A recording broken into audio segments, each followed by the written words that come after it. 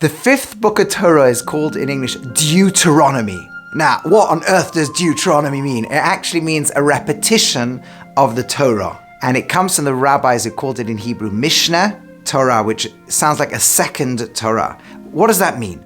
So normally people think it means, well, we recap many of the stories. This is Moses' great speeches in his last few weeks of his life.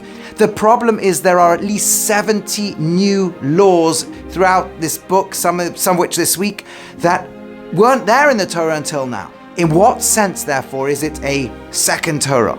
A deep answer is this. The new mitzvot that are introduced in this book are those that tell us what do you do if something went wrong, if you failed.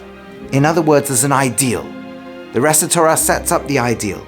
Now what happens if we fall short of that ideal? For example, this week we're talking about war. Ideally, we would have a world where we never have to have a war. But if we do have to, make sure you do it this way.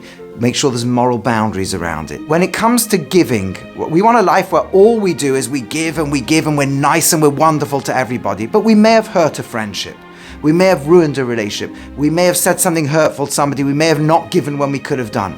The Torah says, okay, don't beat yourself up too much about the past. Get it right now. There's a way forward now. Maybe things aren't the way you want them to be. Maybe you haven't given as much to that person as you want to. Maybe you can give them now. And when I was in school, a great rabbi came to speak to us. I was not interested in hearing great rabbis. And he had a bit of a squeaky voice. So I made fun of him. Many years later, when I realized how great he was and how important his message was, I felt I had to apologize and do teshuvah, first of all to people I had ruined it for them. That was a little bit easier. But I wanted to go to him and say I was sorry, because I knew he'd made the effort to come and speak to us and I'd ruined it. And he was no longer alive. So I thought, oh no, there's nothing I can do here. But in Jewish law, there's always a chance to do something.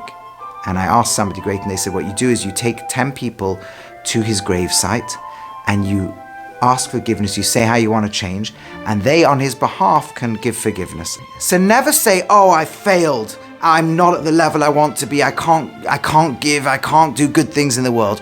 Always say, what can I do that's good today? Be great. Be a giver, and always find your path to greatness. Shabbat Shalom.